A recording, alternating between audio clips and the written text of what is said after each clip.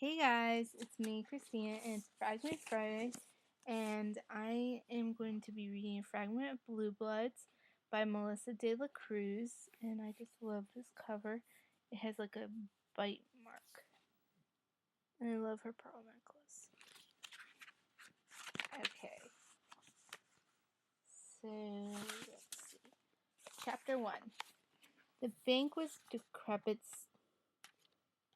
stone building at the tail end of the Houston Street on the last divide between the gritty East Village and the wides of the Lower East Side. Once the headquarters were venerable Van Allen Investments and Brokerage House, it was imposing squat presence, a pattern of the box art style with a classic six-column facade and intimidating rows of dental razor-sharp on the pediment surface. For many years it stood on the corner of Houston and Essex, desolate and empty and abandoned, until one winter evening, when an eye-patch-wearing nightclub promoter chanced upon after polishing off a hot tub at Kotze's Deli. He was looking for a venue to showcase the new music his DJ were spinning, a dark haunted sound they were calling trance.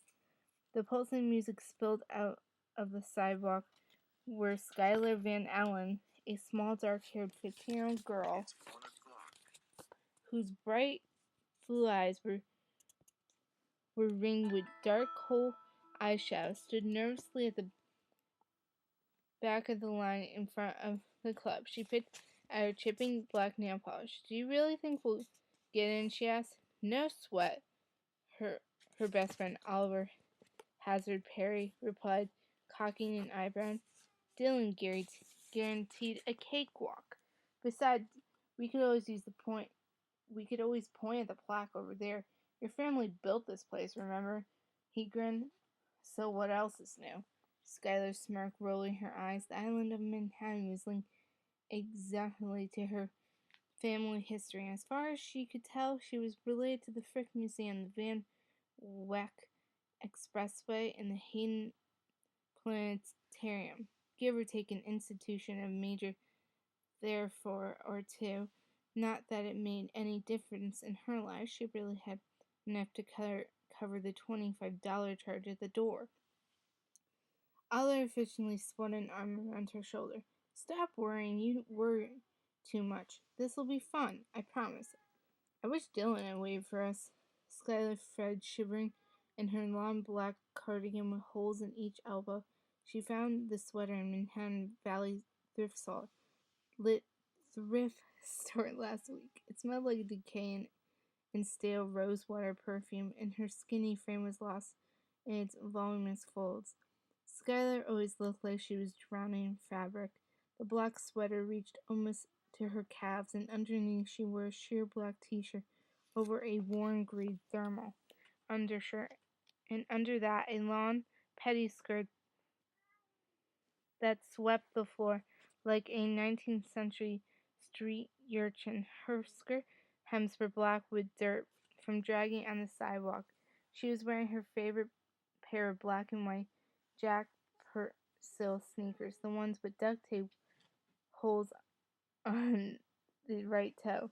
Her dark hair was wavy and pulled back with a beaded scarf she found in her grandmother's closet.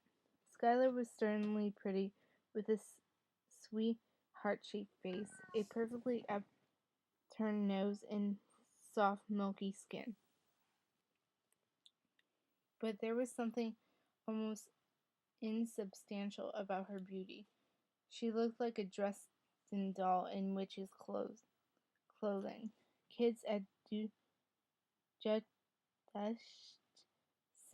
School thought she dressed like a bag lady. It didn't help that she was painfully shy and kept to herself because they just thought she was stuck up, which she wasn't. She was just quiet. Oliver was tall and slim with fair elfin face that was framed by a shag of brilliant chestnut hair. He had a sharp cheekbone, sympathetic hazel eyes. He was wearing severe military greatcoat over a flannel shirt and a pair of holy blue jeans. Of course, the flannel shirt was John Veratos and the jeans from citizens of humanity. Oliver liked to play the part of disaffected youth, but he liked shopping in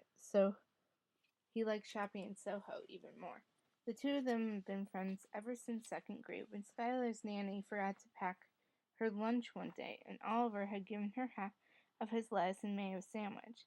They finished each other's sentences and liked to read aloud from random pages of Infinite Fest when they were bored. Both of the Dashing legacy who traced their ancestors back to the Mayflower. Skylar counted 6 U.S. presidents in her family tree alone, but with their prestigious pedigrees, they didn't fit into a dish scene.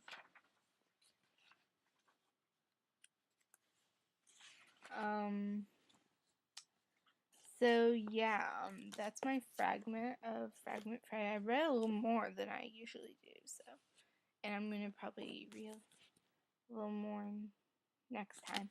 But this is my second one. It would have been my third, but my computer was acting stupid last week. So I will see you guys next Friday. I hope you guys have a nice weekend and a nice Halloween. So have a happy weekend and happy reading. Bye guys.